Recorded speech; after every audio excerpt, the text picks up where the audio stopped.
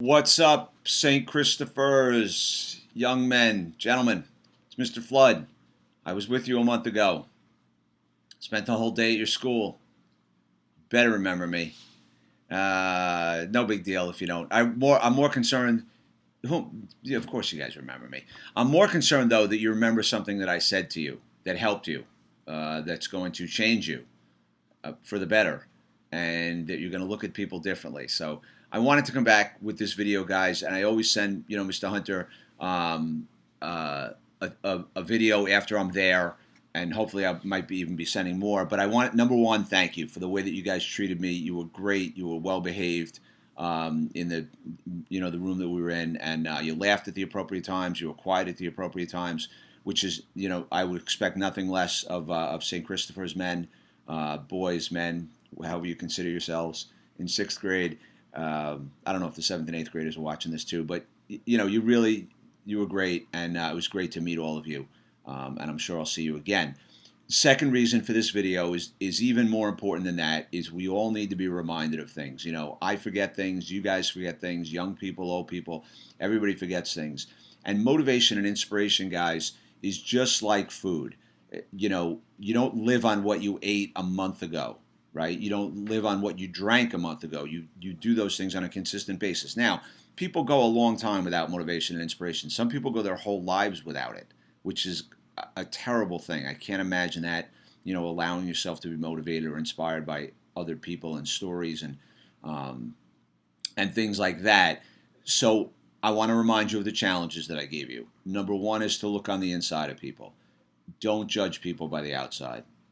Give them a chance, right? And when it comes right down to it, guys, just like I told you when I was there, we're all alike on the inside. We're all searching for the same thing, same feelings. So it's not about the outside, it's about what's going on inside. Second challenge I gave you is to stay connected to, and I know you guys do this, stay connected to two of the adult teachers, two of the adults in the building. They don't have to be teachers. It could be anybody that you're close with there. Coach, teacher, headmaster, counselor, nurse, whoever it is. Just stay connected to them, because there's things that you might not talk about with your mom and dad. Of course, you're going to talk about most things with your mom and dad, but there's things you might not talk about with them, and you just feel more comfortable sharing about school stuff with one of the teachers. So stay connected to two adults in the building. And there are awesome adults in your building. They're all over the campus. So there's no excuse for not having one or two that you're connected with. And the third challenge is that no one eats alone. And I've eaten in your cafeteria, in the cafe, 5 or 6 times. I rarely see anyone eating alone, but that doesn't mean that we're not excluding other people in the hallway, in the classroom, in a conversation, maybe in the cafe, maybe in the morning. One guy's sitting alone, everybody comes in, and plops down their knapsacks and the lacrosse sticks and is hanging out talking, and there's one person kind of sitting off to the side. Look for opportunities to include people.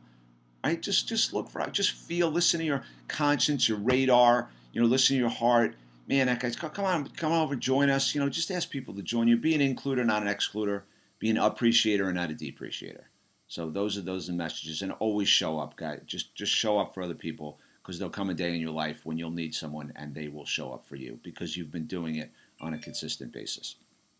So thank you again. Had a great time with you guys. I'll be back. I'll see you in 7th grade, I assume, in chapel or something like that.